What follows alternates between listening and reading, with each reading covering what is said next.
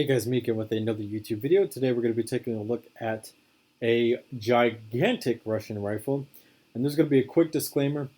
The rifle itself, while all the techniques that I've put together on it are perfectly legal and would be able to go together in real life, you would not be able to pick up the front end of it as it would probably break.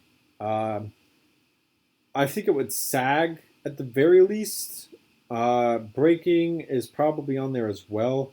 I say probably because there's a chance with the really long 32 axles from Technic that it might not break, but chances are it probably will. So today, anyhow, we're going to be taking a look at the PTRD-41. This is an anti-tank rifle from the Soviet Union. This is a beast of a weapon. It is long as heck, and it's pretty cool. I really actually like how this is designed and how it functions. So here it is inside of LDD.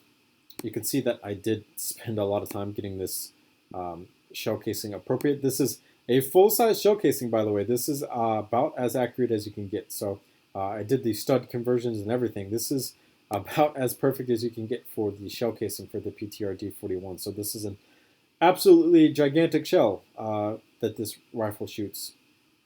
So yeah, so this is really neat because there's a whole bunch of stuff going on here. So we have the lower receiver here that is not moving. This does not move at all. This is just a piece of metal lower receiver really with a couple wood sections in place. You have this gigantic leather butt pad here. This is a 5-stud wide butt pad and a 4-stud wide section. A little piece of wood down here. I'm not entirely sure why they put wood down here, but they did, so it's there. You come into the tube section of steel for the weapon itself, which is 4 studs wide.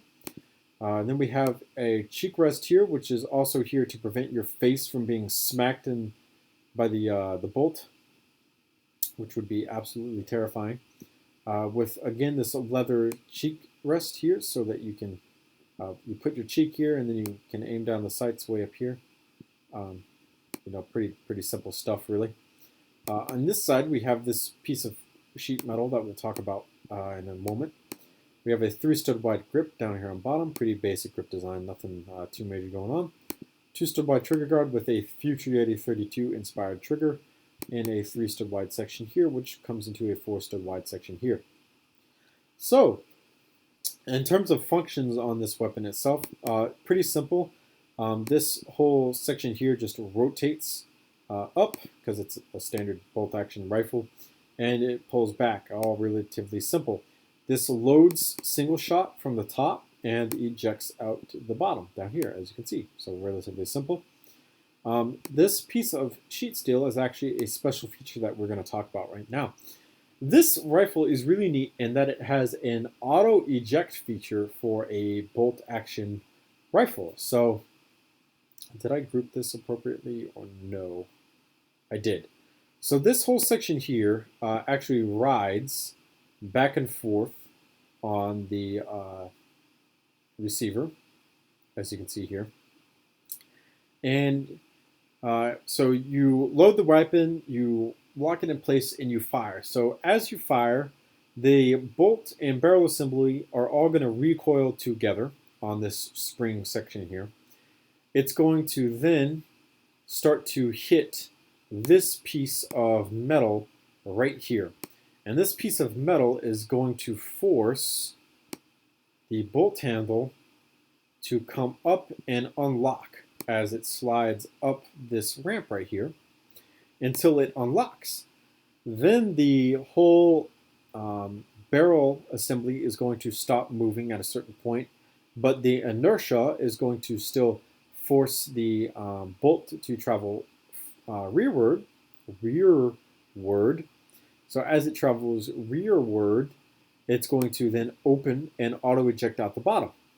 So even though that this is a bolt action rifle, it is going to auto open every single time you fire the weapon so that you yourself don't have to open the bolt and reload it, which is a really neat feature because it improves the fire rate of the weapon itself. So The bolt is actually 3 studs wide, pretty basic, and the back it's 4 studs wide.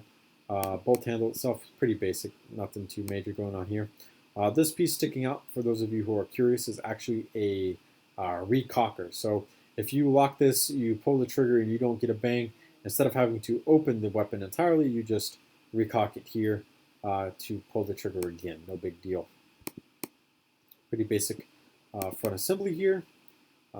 This is the chamber area. You can see that it's gigantic to hold the amount of pressure that's going on here. And then we have the rear sight sticking off there, and then the front sight sticking off way up there. Pretty simple. We then have the bipod. This is a really simple bipod, really. It does work, but I'm not going to deploy it because it's a pain. Honestly, it's a really big pain. But it works, and that's what matters.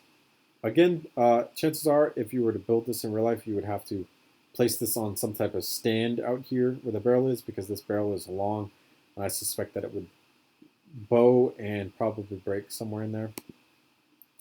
There is a carry handle here on the weapon itself, as you can see. Pretty basic carry handle. Nothing too major going on. Barrel, 3 studs long for pretty much all of it, until we get out here to where the front sight is and our gigantic muzzle brake. This is a really unique muzzle brake design. Pretty simple to do. Not hard at all. And it was really fun.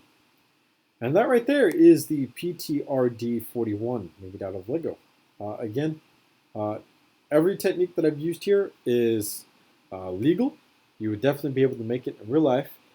The question is whether or not in real life the barrel would be so long that it snaps, or if it would just stay in place as it's supposed to. I'm not entirely too sure. Thank you guys so much for watching. Remember, comment, and subscribe for more videos similar to this one. I'll see you guys later in another YouTube video.